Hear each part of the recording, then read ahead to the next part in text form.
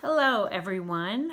I am happy to be here to share with you my final capstone project. Before I go through my PowerPoint presentation, I just want to say a few things about this journey and this process because I really wasn't sure which direction that it would go in when I started it. And happily and surprisingly, in the most beautiful way, my research blended so well with what I was seeing, teaching, and experiencing in the classroom.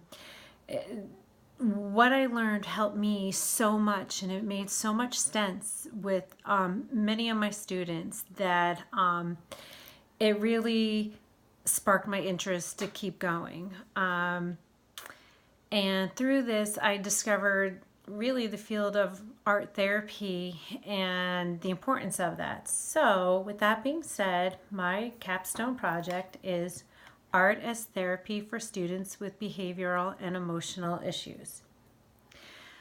This quote I absolutely love from Pablo Picasso, and it says, "Art washes from the soul the dust of everyday life." I feel that that's really true. It speaks to myself. It speaks to, I think, everybody. Art touches all of our lives. Sometimes we don't know it. Sometimes we don't realize it, but it's there.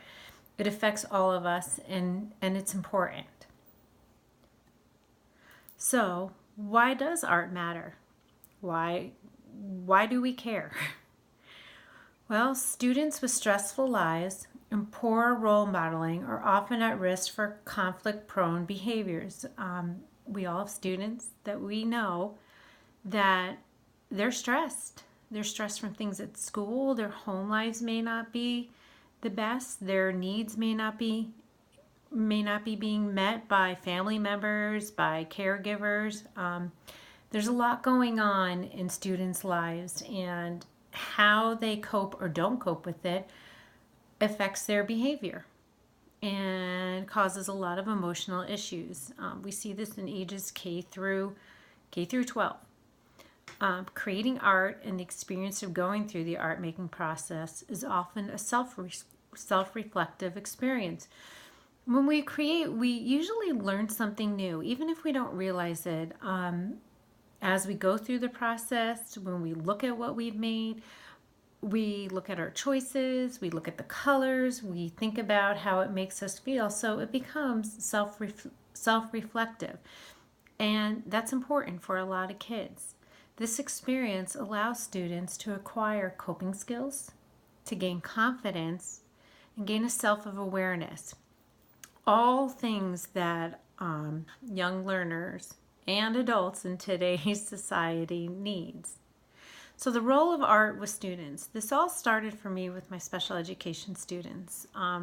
This is where the blending of what I was researching and what I was seeing really struck a chord with me, because I noticed that art empowered these students. Oftentimes they felt less than. They felt that they weren't as smart as the other kids. They knew that they were in a separate classroom a lot of times, and this all had an effect on their self-confidence, but a lot of times they don't know how to verbalize it, so this would come out in their behavior choices, often not the best choices, and a lot of their emotions. So the arts might be a natural ally for special education students. The arts provide empowerment and equality in the classroom. Inclusion in art classes allows for equality and achievement. What I began to see was these students sometimes really outperform other students. Their artwork shined, and that made them proud. And through pride comes confidence and self-confidence and personal self-control and happiness. So I really started to notice this correlation. Then I started to look into and learn a little bit more about art therapy. Art therapy in public schools is beneficial for students with behavior emotional issues. Quite a bit of research I looked at showed how art therapists really helped students where there were programs with their emotions and behaviors. how to integrate art therapy with art education in public schools can present challenges. I also learned that it's not the easiest thing to have art therapy in schools. Some of the obstacles that schools face is funding and bringing in a licensed art therapist to work with art educators because, as I will discuss a little bit more, an art teacher is different than an art therapist. It's a whole other set of requirements. Sometimes they can be one and the same, but that depends on the path that individual teacher took. So it's not as common in schools as one would hope, as such as speech therapist or OT specialist. My hope is that there will be, and the move towards art therapy within schools will gain some steam along the way. So what I did learn along with art therapy, and what really, really hit home with me, was learning about art as therapy. An art therapist is different than an art teacher. The bridge between art therapy and art education is in the art interpretation and the process. So an art therapist analyzes and interprets students through their art process. In addition, art therapists are licensed, so it's a whole other step in your education process. You would need your teacher's license, and you would need to become a licensed art therapist. So what came out of that was learning about art as therapy. And art as therapy enables art educators to have students with behavioral and emotional issues explore the process of creating and how that benefits them. And this really, really interests me. I'm not qualified to analyze my students' artwork. I'm not able to diagnose them or anything. What I am able to do is provide a process for them.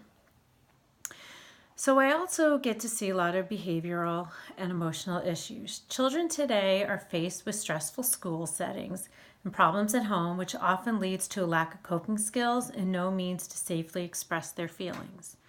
Art class has the potential to serve as a natural area in which a student's past experiences, particularly negative ones, that could be difficult to manage in a constructive way, are both processed productively and aesthetically. So again, I'm interested in the process. If their creation helps them to de-escalate or redirect a behavior, then art as therapy is something that I really feel can work well within a classroom. So using art as therapy to create a 12-week curriculum plan, I tried to really focus on something that was doable with an art schedule because most art teachers don't see their kids daily. Based on my research, a 12-week curriculum plan was created to work with a selected group of students, grade K through 4, that have been identified as having behavioral and or emotional issues. I would do 4 units consisting of 3-week lesson plans. Again, 4 units consisting of 3-week lesson plans. Unit 1 would be a self-portrait or family portrait. Unit 2 would be an emotive painting. Unit 3, a clay sculpture. And Unit 4, a mandala drawing. So my desired results for each of these projects, each one that I would have the children do would tap into a certain side of them, would let them experience different things. For example, the emotive painting, some kids really need to move fast, and then that burst of energy through color and through art is really important in their in a way for them to express themselves. Clay sculpture, some kids really need to keep their hands moving, and that tactile experience and that feeling of squeezing something can be really important for a way to get some feelings or aggressions out in a safe manner. So my desired results are behavioral skills. Students will begin to utilize and understand proper behavior. Mindfulness, students will learn about mindfulness, techniques to use mindfulness, and recognize when to use mindfulness. So I want to give them, I like to think of it as a little toolbox, something that they could rely on their own eventually to help them. And in the end, what we're looking for is coping skills. Students will gain long-term coping skills. For my evaluation and evidence, completed art assignments, I would like to see that they are able to do this. What I'm looking for would be changes in behavior due to the art making process. In my lessons, I would usually start with deep breaths and mindful reading, and my hope is to provide long-term, lifelong skill set that the students can take with them as they continue on through school. So, as I said, the changes in behaviors due to the art making process is through possibly conferences with their teachers, with their parents, to see if there's a change in their behavior, if this helps. I would do it through interviews and surveys.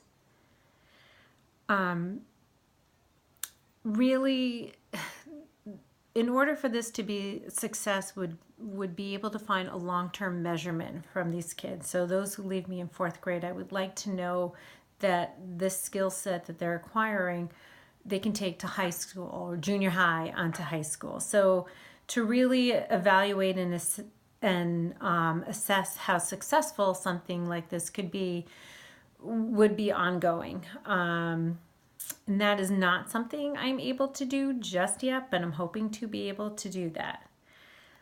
So, as you can tell, art and art as therapy and the process of creating art is something that I'm very passionate about, especially with our youngest of kids.